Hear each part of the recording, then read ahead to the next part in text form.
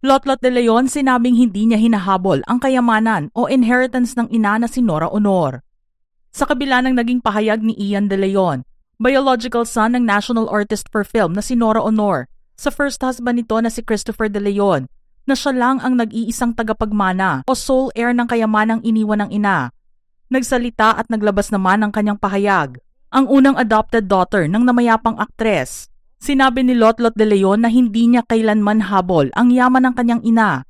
Sa tulong din ng kanyang legal counsel, ipinarating ni Lotlot sa publiko ang kanyang kasagutan sa nabitiwang salita ni Ian bilang nag-iisang tagapagmana.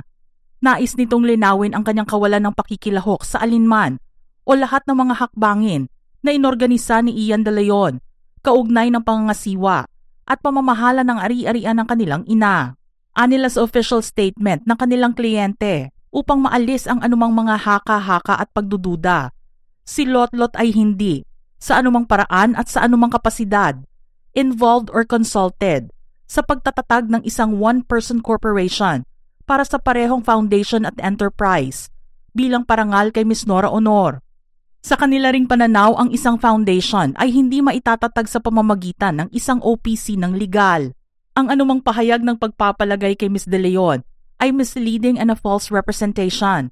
Ayon naman sa panayam kay Ian, sinabi niya na sa kabila ng pagsasabi niyang siya ang sole heir, kasama pa rin daw sa mga plano ang kanyang mga kapatid. Gayunpaman itinanggi ni Lotlot ang naturang pahayag sa kadahilanang siya ay nag-aalala.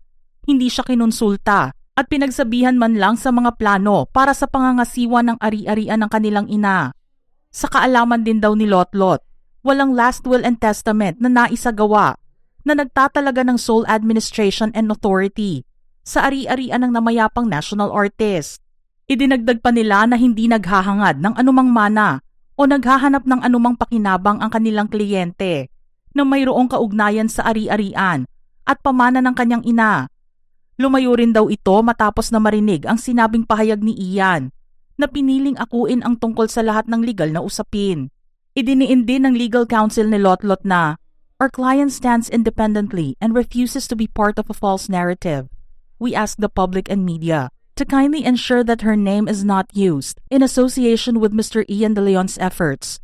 No further comments on this matter shall be made." Panghuli sinabi rin nila na patuloy na pararangalan ni Lotlot ang mga alaala ng kanyang ina ng pribado, totoo at sa kanyang sariling paraan.